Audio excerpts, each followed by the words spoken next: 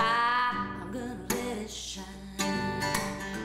This little light of mine, I'm gonna let it shine.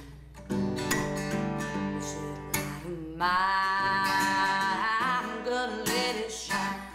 Let it shine, let it shine, let it shine.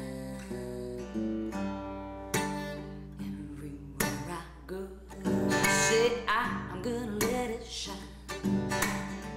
Everywhere I go, I'm gonna let it shine.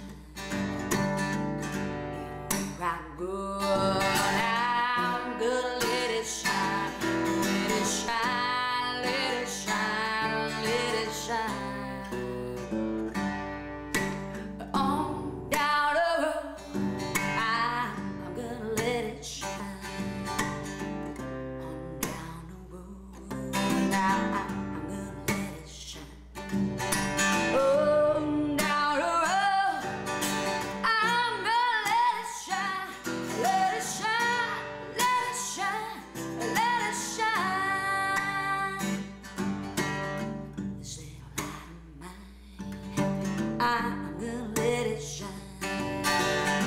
This little light of mine, I'm gonna let it shine.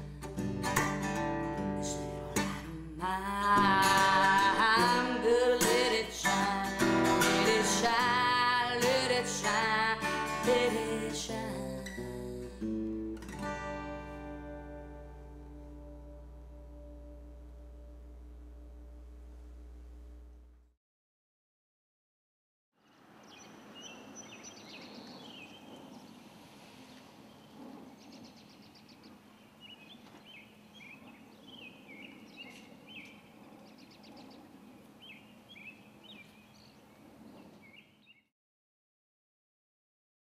My name is again, that's Johnny Swanson.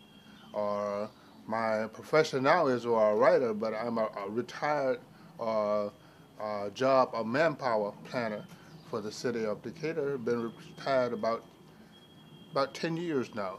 So now I just play with my computer and try to turn out life lessons and just tell the world what life has taught me.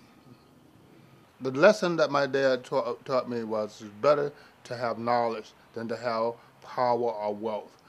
He always told me that what you know, no man can take away from you.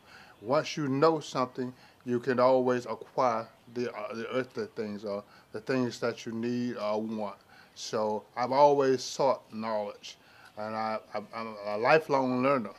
So that lesson has always stuck with me, and he always told me the little story. He said, I didn't go to college. He said, but my head's been rubbed against the college wall, so I have knowledge. So look for knowledge and not for power, wealth, or material things. And I think our young people in particular have to be reminded, that, people fought and died for your rights. Just for your right to walk up to a water fountain, something that you take for granted, that you could not do 50 years ago. So we cannot take these rights for granted. And I look at it now, with all this tea parties, this kind of stuff that's going on, we have to remember, that we as blacks, we had rights after the Civil War. Less than a generation after that, the rights were gone. And the same thing, can happen again if we are not diligent and vigilant and looking at what is going on now. That's all that's happening. People don't like change. People don't like change, and change has come. Change has come, but change is change. That's one thing about that word, change. It means that it's subject to change. I can't say it any better than that. So just because you have a right today doesn't say, that it's going to be there for your children or for the next generation or for even the next moment. So you have to really look at what's going on. But people are always against change. Regardless as to how good it may seem, people get comfortable with the way things are, and they will let them stay that way until somebody comes and force a better way upon them. People think, like they talk about Gandhi now.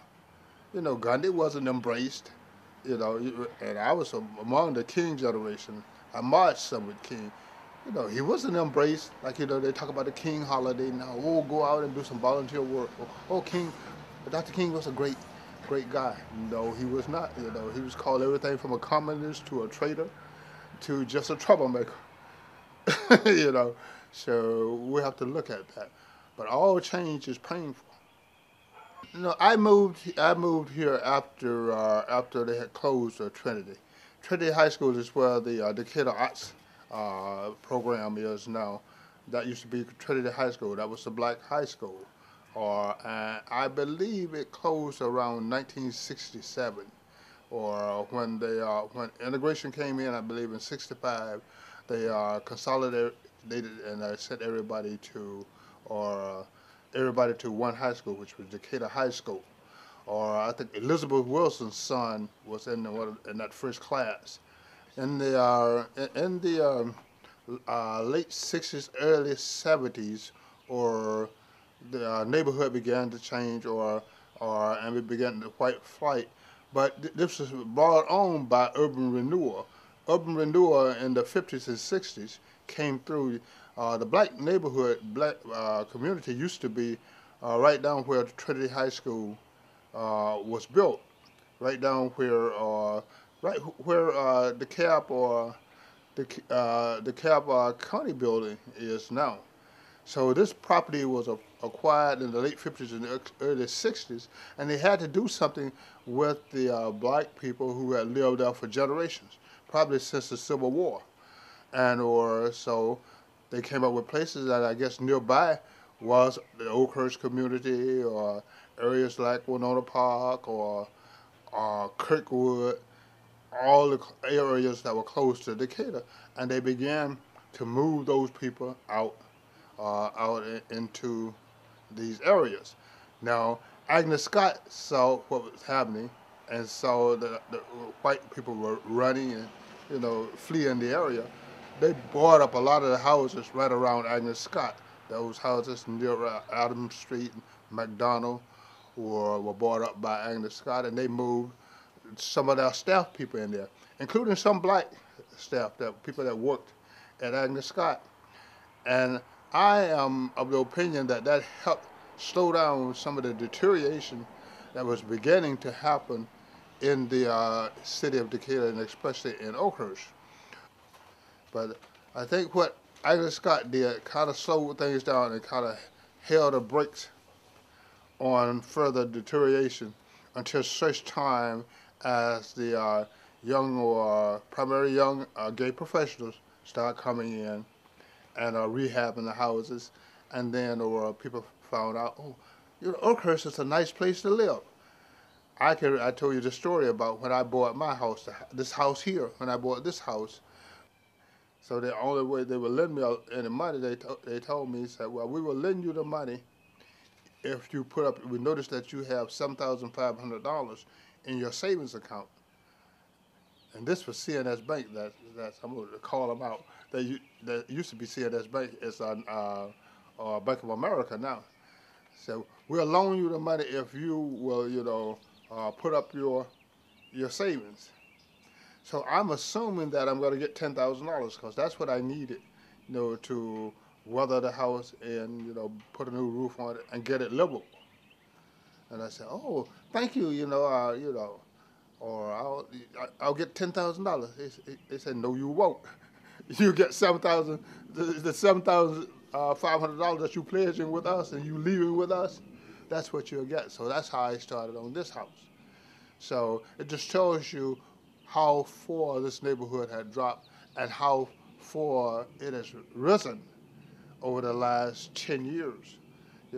From being an area that that no bank would lend you any money on to an area that they would just, until the money crisis came, this credit crisis came, they were just begging you to lend you money, or everybody would want to buy you a house.